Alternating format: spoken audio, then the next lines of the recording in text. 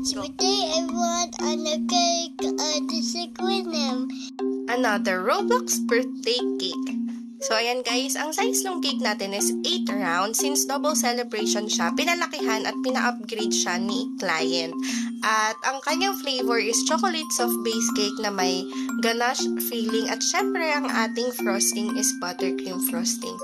At ayan, magko-cover na lang tayo ng ating cake. So, nakakatawa yung storya nitong cake na to kasi double celebration nga siya. So, ang pangalan ng ating celebrant is Ethan and Riley. So, hindi ko alam kung bakit pumasok sa utak ko na si Riley ay babae. So, yun na yung naka-focus na ako doon sa ang gender nun is babae. Kasi ang kanyang mga topper is paper topper details.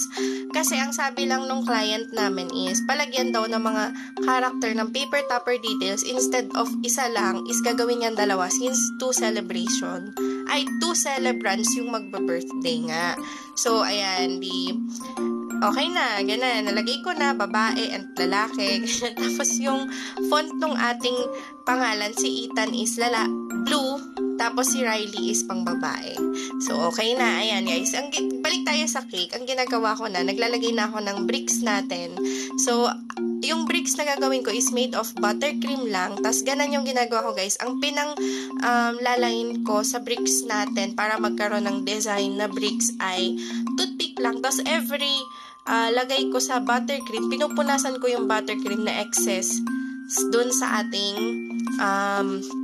tawag dito, toothpick. Sana naintindihan niyo yung sinasabi ko kasi ang hirap explain yan. Naglalagay ako ng line, tapos kada lagay ko ng line, pinupunasan ko yung ating toothpick para mas maging maganda. Tapos yun nga, kung ikaw ay buttercream din yung gamit mo, dinagdagan ko dun sa bricks natin ng konting powdered sugar, yung ating para mas maganda yung hulma ba at hindi madaling matunaw or hindi naman madaling matunaw, maganda yung pagkaka-bricks lines dun sa ating bricks. So, ayan na nga guys, yung sinasabi ko sa inyo na dalawang character ng Roblox. At ngayon, gagawa naman tayo ng edible rocks.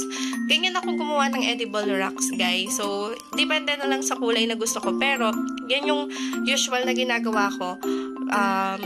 Gray, white, at saka dark. Parang almost black na yung isa na color. Tapos yan, gagawin ko lang siyang marble. Tapos, after nan, gugupitin ko siya ng gunting. Tapos, yung mga ginupit ko is, ifo-form ko siya as rocks. Yan, hindi siya sobrang circular yung ating, yung shape niya. So, iba-iba yung shape na ginawa ko. Tapos, ayan, ilalagay ko na rin siya dun sa cake natin. Doon ko siya ilalagay doon sa mga part na medyo empty katulad doon sa ilalim ng topper, ng trees. Kasi doon naman siya nakalagay originally doon sa design na binigay nila sa atin. At ito na yung finished product. Tapos after nan guys, nag-chat sa akin yung client informing me na dalawang lalaki at si Riley ay lalaki daw. Pero okay lang naman sa kanila. Hindi naman sila nagalit doon sa nangyari. Nakakahiya lang doon sa part na yun nga, na hindi daw niya ako na-inform. Pero dapat nga naman, tinanong ko din. So, yun, medyo nakakahiya dun sa part na yun. Tapos, ayan guys, may freebie sila na 1 dozen cupcakes. So, kung makita nyo yung cupcakes natin, ay may feeling din na ganache para, syempre, nakadagdag ng sarap naman yun, di ba? Yung ganache feeling. At ito na yung finished product natin, guys. Thank you for watching. See you on our next video. Bye!